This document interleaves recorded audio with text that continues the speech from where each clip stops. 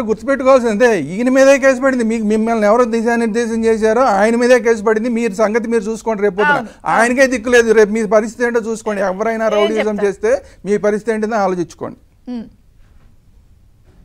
విజయచంద్రిక గారు చెప్పండి.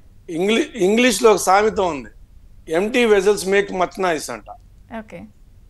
ఈ వైసీపీ నాయకులు ఎవరు ఉన్నారో వాళ్ళ దగ్గర సత్తా లేదండి. ఏదో నోటికి వచ్చినట్టు మాట్లాడటం, ఏ తిమ్మిని బమ్మిని చేయటం, ఏ అవినీతిగా బతకటం, ధర్మాన్ని అడ్డుకోవాలని చూడటం, ఇది వల్ల ఎక్కడైద్దండి? వీళ్ళు ఏమనుకున్నారంటే వీళ్ళ ప్రభుత్వం ఉన్నప్పుడు స్థానిక ఎలక్షన్స్, సర్పంచ్ ఎలక్షన్స్ అప్పుడు ప్రతిపక్షాలకి ఎక్కడ నామినేషన్లు వేయకుండా ఎంపీటీసీలకి, జెడ్పీటీసీలకి, అలాగే ఈ స్థానిక ఎలక్షన్స్లో మున్సిపల్ ఎలక్షన్స్కి అరాచకం చేశారండి విచ్చలవిడిగా. ఆ టైంలో అధికారులు వాళ్ళు కొంతమంది సహకరించారు, అది వాస్తవే. అదే జరిగిద్దాం అనుకున్నారు, జరగదండి. పాపం పండింది. వాళ్ళ నాశనం వాళ్ళు తెచ్చుకున్నారు.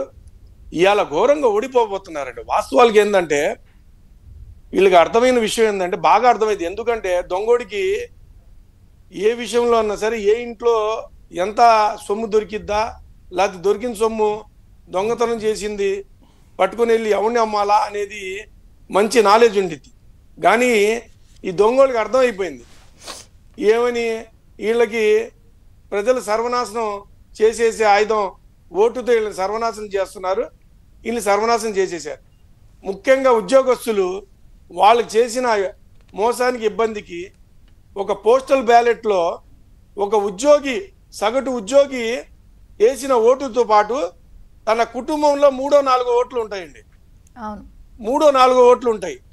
దాన్ని మీరు కంపేర్ చేసుకుంటే మ్యాక్సిమం 90% ఓటు కూటమికి పడిందంటే ఆ కుటుంబంలో ఉన్న ఓటు 90% కూటమికి పడుతున్నాయి. ఈ యొక్క జగన్మోహన్ రెడ్డి, ఈ రావణాసుడు, ఈ భూబకాసురుడు ఈ ప్రజల్ని సర్వనాశనం చేశాడు. ప్రజల జీవితాలతో ఆడుకున్నాడు. అన్ని వర్గాల్ని, ఎస్సీని, ఎస్టీని, బీసీలని, మైనార్టీల్ని, ఓసీల్ని ఊచకోత కొల్చాడు.